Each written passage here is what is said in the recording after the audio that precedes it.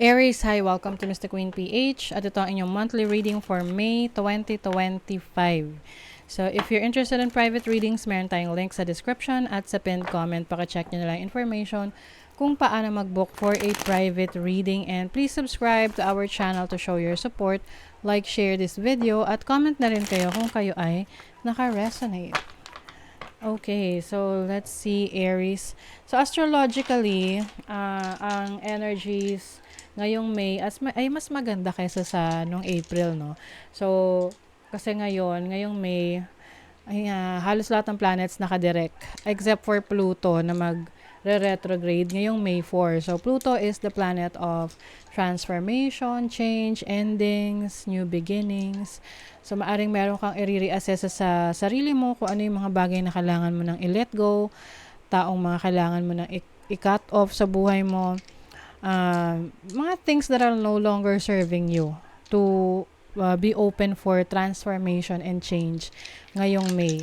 Okay, so let's see Aries. What are the energies for you ngayong May 2025? Okay, you have the second house. You have the sun in Cancer in the second house. Wow. Second house is your money, your finances, your values, no? Maaring yung mga talents mo, skill set mo. So, with having the sun here, you have the power to mas lalo mong paunlarin, palakasin yung iyong sources of income ngayong May. Cancer is the energy of nurturing, protection.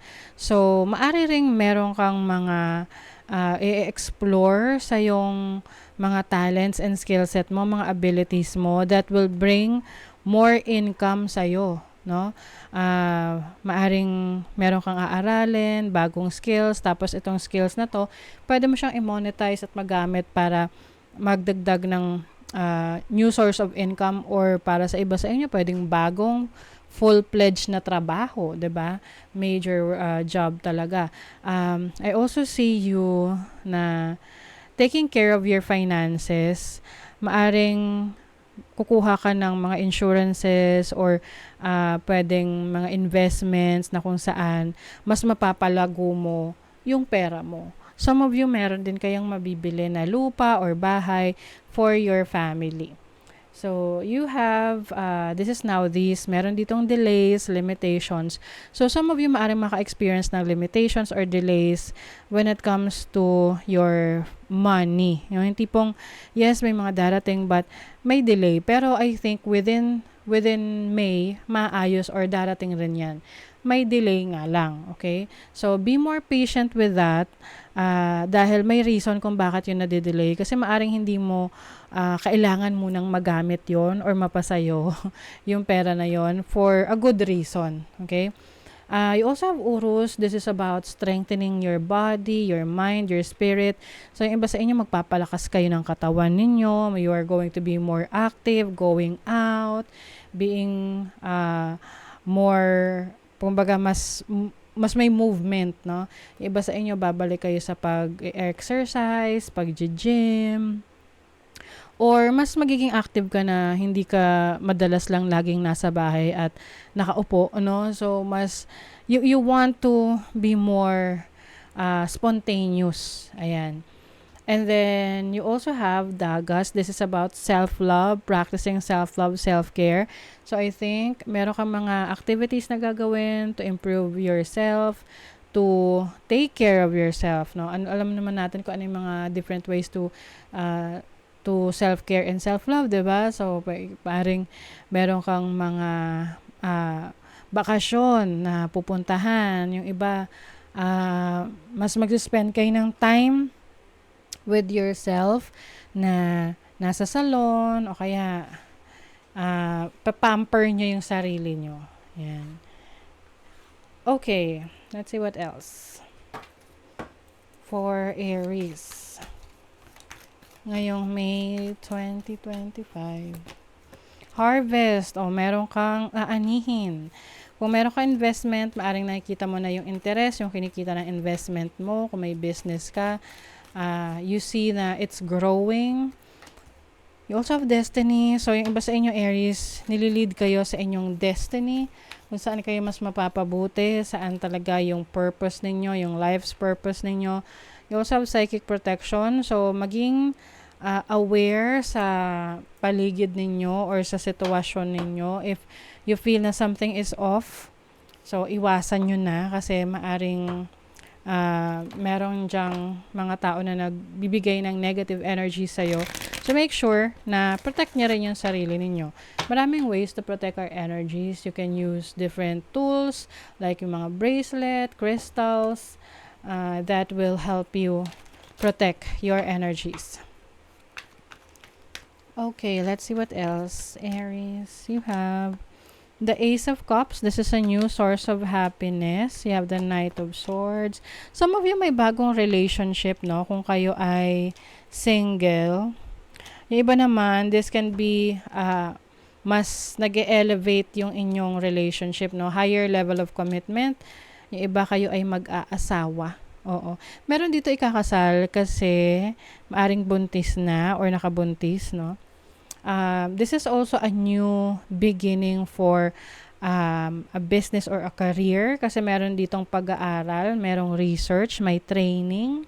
Some of you pumasok kayo sa bagong career na mag-undergo kayo ng training ngayong May or meron kayong mga i-research for your new business. Meron dito na nag-close ng business, no, or nag-resign para mag-focus sa isang bagong trabaho or bagong business. So I think this is going to be successful for you. Meron ditong Nine of Pentacles which is about abundance, no? Abundance in your needs. Meron ding major kayo na decision making na gagawin. This can be related sa isang relationship na gusto mong pasukin. Pwedeng business relationship, pwedeng romantic relationship. So just take what resonates. Meron din ditong pag-aaway or misunderstanding, miscommunication if you are closely connected with someone. Pwedeng merong misunderstanding sa isang kapatid or someone who's very close to you, romantic partner.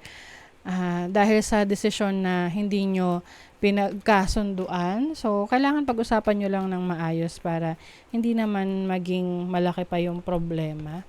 You have properties, collaboration. So, some of you pwedeng, yun nga, bibili ng properties, no? Bahay, lupa, sasakyan, or anything na magdadagdag sa iyong mga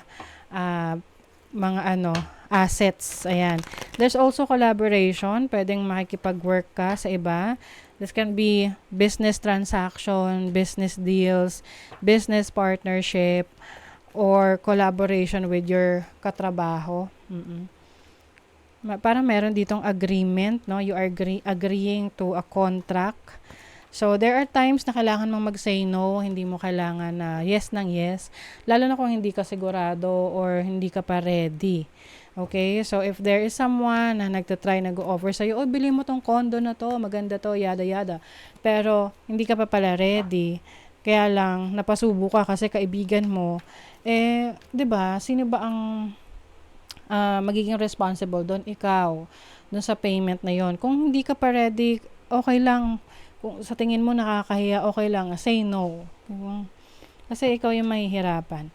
So, sa relationship, trust, sabotage, and open-minded. So, some of you, pagdating sa relationship, pwedeng meron kayong maging trust issues or meron ditong maaring may misunderstanding kayo dahil hindi pareho yung perspective ninyo or pagtingin ninyo sa isang sitwasyon.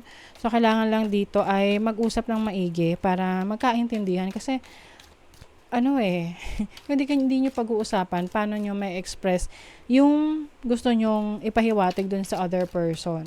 So, communication is the key. Meron dito unsuccessful outcome to a problem. Maari talagang meron na kailangang i-let go. Anything that is no longer serving you. Na yun na yung pinaka-end. This can be a relationship or connection with someone, friendship, or isang plano na parang hindi talaga siya natutuloy para sa'yo. Meron kang exciting event na pupuntahan. Pwedeng isang big event sa trabaho, sa business, or event ng partner mo.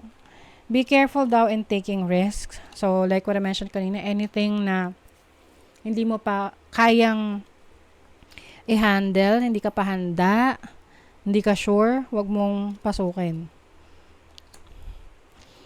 I also see you na having fun, enjoying life, na wala ka masyadong iniintindi. Oh, okay. Merong family sorrow. So, some of you, no, hindi naman lahat, but maaring merong maging challenge within the family. Okay? And something that will make you feel sad about the family. So, that is your reading, Aries. Thank you so much. See you again.